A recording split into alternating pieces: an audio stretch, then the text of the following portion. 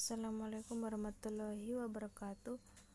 Kami dari kelompok 8 yang beranggotakan saya Meisya Damayanti NPM 12 dan rekan saya Muhammad Najib NPM 85. Di sini kami akan menjelaskan mengenai materi kerangka konseptual. Apa yang dimaksud dengan kerangka konseptual itu sendiri, yaitu suatu sistem yang koheren tentang tujuan dan konsep dasar yang saling berkaitan, yang diharapkan dapat menghasilkan standar-standar yang konsisten dan memberi pedoman tentang jenis, fungsi, dan keterbatasan akuntansi keuangan dan pelaporan keuangan. Berbagai upaya itu telah dilakukan untuk mengembangkan kerangka konseptual yang memberikan pernyataan definitif tentang jenis dan tujuan pelaporan keuangan. Tujuannya itu untuk memberikan pedoman dalam penyusunan dan penyajian laporan keuangan yang bertujuan umum. Beberapa negara seperti Amerika dan Australia itu sudah memiliki kerangka konseptual tersebut, tetapi Indonesia dalam hal ini IAI pada bulan September 1994 itu memutuskan mengadopsi kerangka konseptual yang disusun oleh International Accounting Standard Committee itu sebagai dasar penyusunan dan penyajian informasi keuangan di Indonesia. Kemudian, mengapa kerangka konseptual itu diperlukan? Yang pertama, digunakan sebagai pedoman dalam menentukan standar akuntansi. Yang kedua, sebagai kerangka referensi untuk memecahkan masalah akuntansi apabila yang sekarang ada yang tidak mengatur isu baru yang muncul. Kemudian yang ketiga yaitu meningkatkan daya banding dengan cara mengurangi berbagai alternatif metode akuntansi yang ada. Kemudian yang terakhir yaitu sebagai dasar membuat pertimbangan atau judgement dalam menyajikan laporan keuangan. Kemudian selanjutnya yaitu perumusan kerangka konseptual. Pada level 1 atau level pertama ini, konseptual menjelaskan tujuan pelaporan keuangan dan menjelaskan dimensi pelaporan keuangan atau financial reporting yang memiliki cakupan yang berbeda dengan laporan keuangan. Tujuan dari laporan keuangan menurut SFAC nomor 1 yaitu pertama, pelaporan keuangan memberikan informasi yang bermanfaat bagi investor, kreditor, dan pemakai lainnya dalam pengambilan keputusan baik yang serupa secara rasional.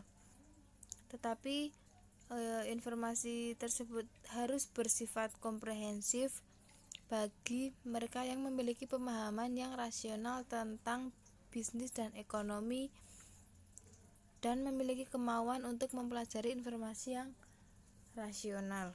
Kemudian yang kedua yaitu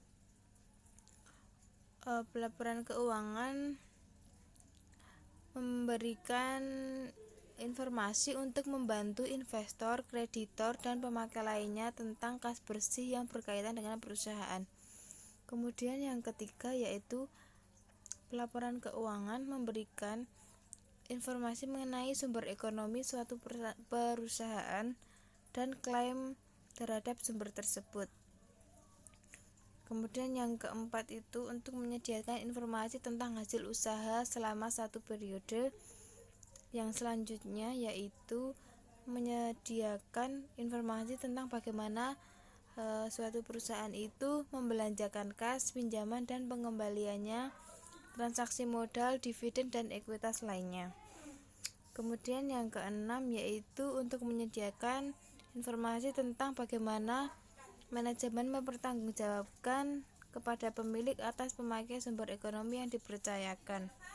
Kemudian yang terakhir yaitu untuk memberikan informasi yang bermanfaat bagi manajer dan direktur sesuai dengan kepentingan pemilik.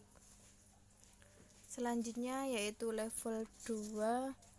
Pada level kedua ini, kerangka konseptual terdiri dari konseptual building block yang menjelaskan karakteristik kualitatif informasi keuangan dan mendefinisikan elemen laporan keuangan. Building block ini membentuk jembatan yang menghubungkan antara way of accounting atau tujuan laporan keuangan dengan pengakuan dan pengukuran. Yang pertama itu ada karakteristik kualitatif dari informasi. Yang pertama relevan. Ini kemampuan informasi untuk mempengaruhi keputusan manajer atau pemakai laporan keuangan yang lain sehingga mampu mengubah ataupun mendukung harapan mereka tentang hasil atau tindakan yang telah diambil. Yang kedua keandalan. Merupakan kualitas informasi yang menyebabkan pemakai itu tergantung pada kebenaran informasi yang telah dihasilkan. Kemudian daya banding dan konsistensi, yaitu informasi itu dikatakan bermanfaat jika informasi tersebut itu dipertimbangkan baik periode maupun antar perusahaan. Kemudian pertimbangan cost benefit, yaitu dipandang sebagai kendala yang dihadapi dalam penyajian informasi keuangan. Kemudian yang materialitas, yaitu faktor yang harus dipertimbangkan dalam mengakui suatu informasi akuntansi. Kemudian yang kedua ada elemen laporan keuangan. Yang pertama ada aktiva. Aktiva adalah manfaat ekonomi yang mungkin terjadi di masa mendatang yang diperoleh atau dikendalikan oleh entitas tertentu. Kemudian ada hutang. Ini merupakan pengorbanan manfaat ekonomi yang mungkin terjadi di masa mendatang yang berasal dari kewajiban sekarang suatu entitas untuk menyerahkan jasa pada entitas lain. Kemudian ada yang selanjutnya ekuitas, yaitu hak sisa atas aktiva suatu entitas setelah dikurangi dengan hutang. Dan yang selanjutnya investasi oleh pemilik, yaitu kenaikan aktiva neto suatu perusahaan yang berasal dari transfer dari entitas lain ke perusahaan tersebut atas sesuatu yang bernilai untuk memperoleh ataupun meningkatkan hak kepemilikan dalam perusahaan. Yang selanjutnya distribusi pada pemilik, yaitu penurunan aktiva neto suatu perusahaan yang berasal dari transfer aktiva, penyerahan jasa atau penambahan hutang oleh suatu perusahaan kepada pemilik. Kemudian selanjutnya yaitu laba komprehensif, yaitu perubahan ekuitas suatu entitas selama satu periode yang berasal dari suatu transaksi atau peristiwa dari sumber yang bukan berasal dari pemilik. Kemudian selanjutnya yaitu pendapatan, adalah aliran masuk atau kenaikan aktiva suatu entitas atau penurunan hutang suatu entitas selama satu periode. Kemudian yang selanjutnya yaitu biaya. Biaya ini yaitu aliran keluar atau pemakaian aktiva suatu entitas atau penambahan hutang suatu entitas selama satu periode yang berasal dari pengiriman atau produksi barang. Kemudian selanjutnya yaitu keuntungan, yaitu kenaikan aktiva neto dari transaksi insidentil suatu entitas yang berasal dari semua transaksi, peristiwa dan kondisi lainnya yang mempengaruhi entitas dalam satu periode. Kemudian yang terakhir yaitu kerugian. Kerugian merupakan penurunan ekuitas dari transaksi insidentil suatu entitas dan berasal dari semua transaksi, peristiwa, dan kondisi lainnya yang mempengaruhi entitas itu sendiri. Kemudian yang ketiga ada pengakuan dan pengukuran. 5 dasar pengukuran yang dapat digunakan untuk menentukan nilai aktiva dan hutang. Yang pertama ada cost historis, yaitu jumlah kas atau setaranya yang dikeluarkan untuk memperoleh aktiva sampai siap digunakan. Yang kedua, cost penggantian terkini atau jumlah kas setara yang harus dibayar jika aktiva yang sejenis diperoleh pada saat sekarang. Kemudian yang ketiga ada nilai pasar terkini, yaitu kas yang setara yang diperoleh dengan menjual aktiva kegiatan penjualan normal. Dan yang keempat ada nilai bersih yang dapat direalisasi, yaitu jumlah kas yang diperoleh jika aktiva yang diharapkan akan dijual setelah dikurangi dengan biaya langsung. Dan yang kelima ada nilai sekarang aliran kas mendatang, yaitu aliran kas masa mendatang yang diperoleh seandainya aktiva itu dijual pada masa yang akan datang. Kemudian selanjutnya yaitu level 3.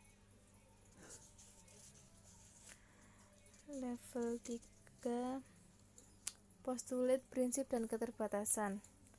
Yang pertama, postulat akuntansi. Ini merupakan pernyataan atau aksioma yang kebenarannya itu terbukti dengan sendiri dan menggambarkan lingkungan ekonomi, politik, sosiologi, dan hukum tempat akuntansi itu dipraktikkan.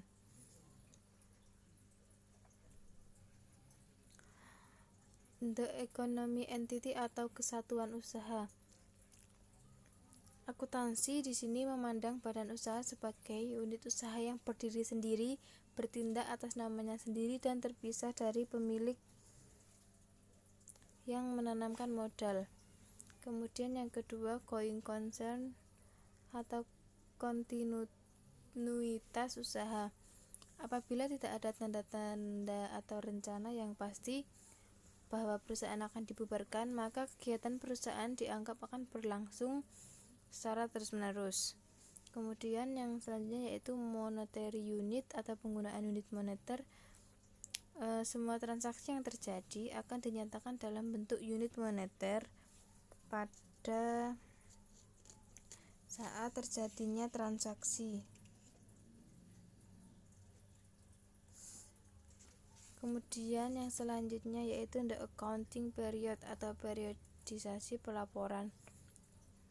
Kegiatan perusahaan ini dianggap berjalan terus sehingga hasil sebenarnya dari kegiatan perusahaan hanya dapat diketahui bila perusahaan itu dihentikan. Namun jika suatu pihak seperti manajemen atau pemakai memerlukan informasi yang tepat waktu untuk mengendalikan jalannya perusahaan dan pengambilan keputusan. Kemudian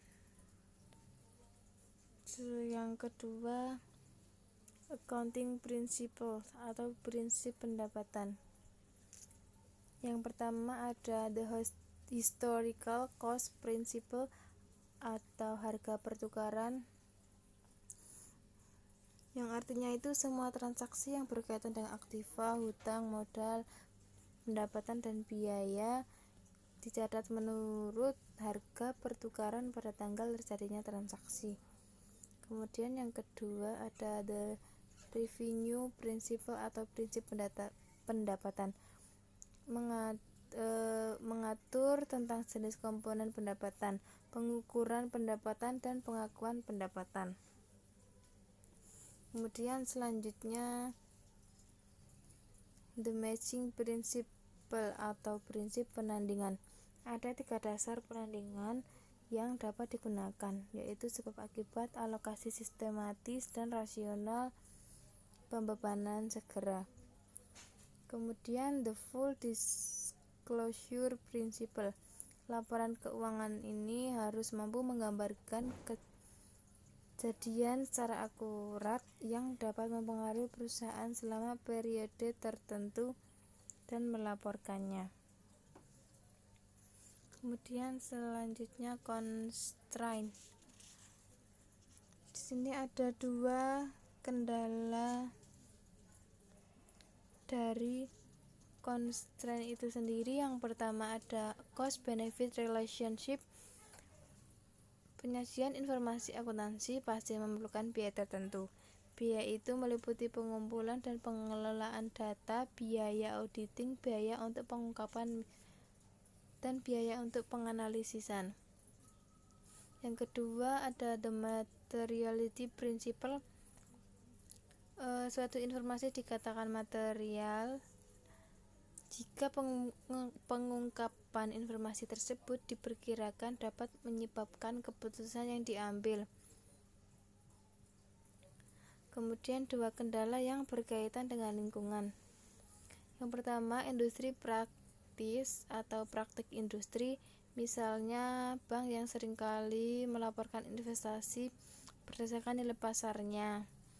Kemudian yang kedua, the conservatism principle. Perusahaan itu memilih satu di antara dua teknik akuntansi yang ada. Baik, selanjutnya mengenai kerangka konseptual Indonesia. Di Indonesia, kerangka konseptual mengadopsi kerangka konseptual yang disusun oleh IASC sebagai dasar penyusunan dan penyajian laporan keuangan. Kemudian kebijakan konseptual tersebut disetujui oleh Komite Prinsip Akuntansi Indonesia pada tanggal 27 Agustus 1994 dan disahkan oleh pengurus pusat IAI pada tanggal 7 September 1994. Kemudian yang pertama mengenai tujuan dan ruang lingkup. Tujuan kerangka konseptual adalah untuk membantu berbagai pihak dalam mencapai tujuan tertentu berkaitan dengan masalah akuntansi yang muncul. Kemudian kegiatan yang beracuan pada kegiatan konseptual. Yang pertama ada Komite Penyusun Standar Akuntansi Keuangan dalam pelaksanaan tugasnya. Yang kedua ada penyusunan laporan keuangan untuk menanggulangi masalah-masalah akuntansi yang belum diatur dalam standar akuntansi keuangan. Yang ketiga, auditor dalam memberikan pendapat mengenai apakah laporan keuangan disusun sesuai dengan prinsip akuntansi yang berlaku umum. Kemudian yang keempat, para pemakai laporan keuangan dalam menafsirkan informasi yang disajikan dalam laporan keuangan yang disusun sesuai dengan standar akuntansi keuangan. Kemudian kerangka konseptual berisi pembahasan terhadap hal-hal yang berkaitan dengan yang pertama ada tujuan laporan keuangan. Kemudian yang kedua ada karakteristik kualitatif yang menentukan manfaat informasi yang disajikan dalam laporan keuangan. Kemudian yang ketiga definisi, pengakuan dan pengukuran elemen-elemen yang membentuk laporan keuangan. Dan yang keempat ada konsep modal serta pemeliharaan modal. Kemudian yang kedua ada tujuan dan pemakai laporan keuangan. Menurut IAI, tujuan laporan keuangan adalah untuk menyediakan informasi yang berkaitan dengan posisi keuangan, prestasi perusahaan, serta perubahan posisi keuangan suatu perusahaan yang bermanfaat bagi pemakai dalam pengambilan keputusan ekonomi. Kemudian yang selanjutnya pemakai laporan keuangan. Yang pertama ada investor, kemudian ada kreditor, pemasok, karyawan, pelanggan, pemerintah, dan masyarakat. Kemudian yang ketiga ada asumsi dasar. Ada dua asumsi dasar yang digunakan dalam akuntansi, yaitu yang pertama ada dasar akrual, yaitu agar laporan keuangan mencapai tujuannya. Laporan keuangan disusun atas dasar konsep akrual.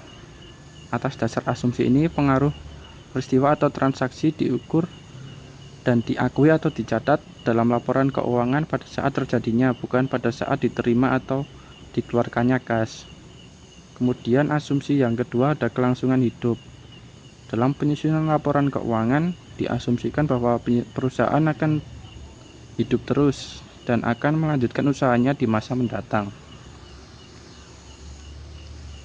Kemudian yang keempat ada karakteristik kualitatif dan kendala informasi. Karakteristik yang digunakan IAI adalah dapat dipahami atau understandability, ada relevan, keandalan atau reliability, dan daya banding atau comparability. Kemudian kendala dalam penyajian informasi yang memenuhi kualitas informasi, ketetapan waktu penyajian, keseimbangan antara biaya dan manfaat, dan keseimbangan di antara karakteristik kualitatif. Selanjutnya yang kelima ada elemen laporan keuangan. Di sini IAI mengakui 5 elemen laporan keuangan. Yang pertama ada aktiva, kewajiban, ekuitas, penghasilan atau income, dan beban atau expense. Selanjutnya yang keenam ada pengakuan dan pengukuran. Pengakuan merupakan proses pembentukan suatu pos yang memenuhi definisi elemen laporan keuangan serta kriteria pengakuan. Sedangkan pengukuran adalah proses penentuan jumlah rupiah untuk mengakui dan memasukkan setiap elemen laporan keuangan ke dalam neraca atau laporan laba rugi.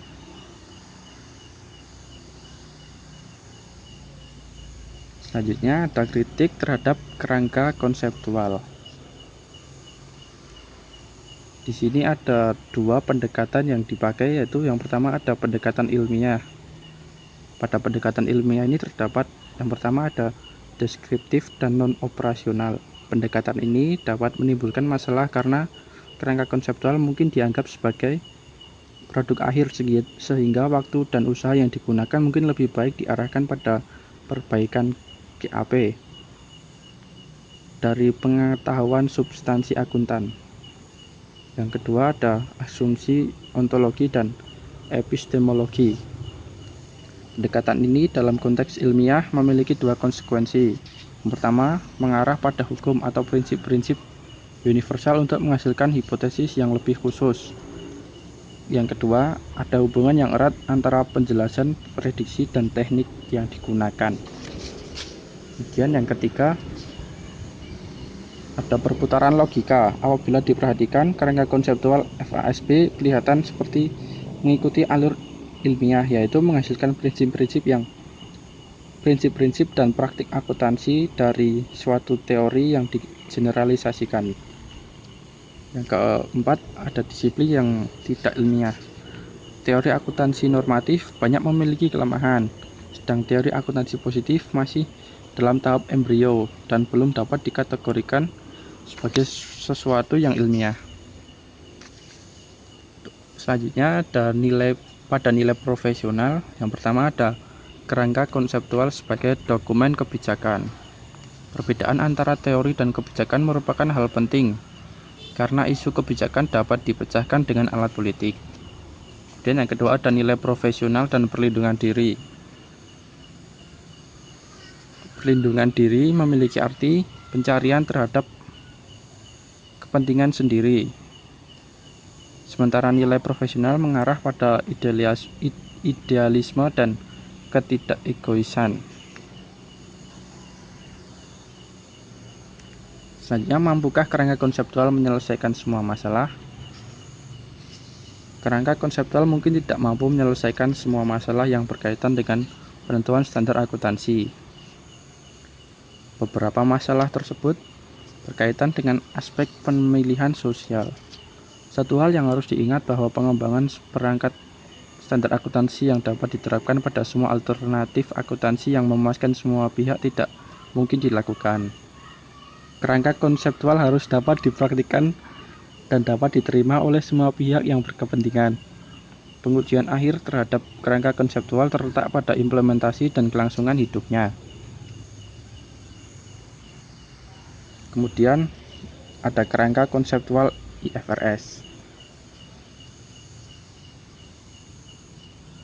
Dalam penyusunan kerangka konseptual ini terdapat 8 tahapan. yaitu yang pertama ada objektif dan kualitatif karakteristik, yang kedua ada elemen dan recognition, yang ketiga ada measurement, yang keempat ada reporting entity, dan yang kelima ada presentation and disclosure, yang keenam ada framework for a GAAP hierarchy, yang ketujuh ada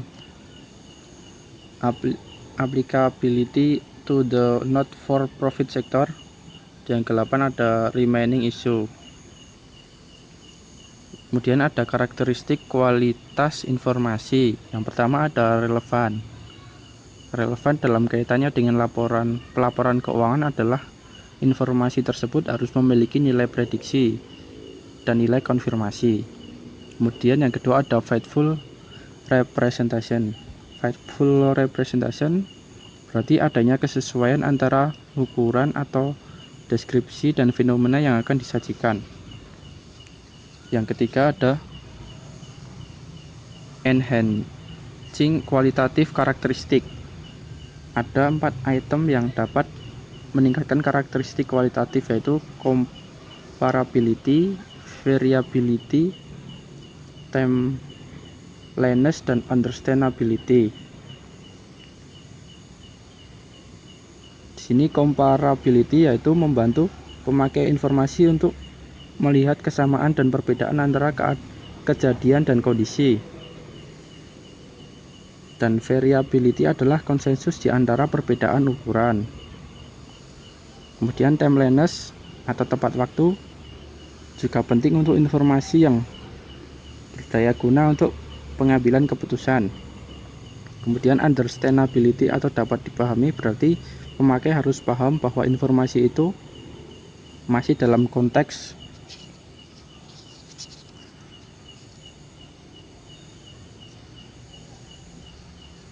pengambilan keputusan yang diambil.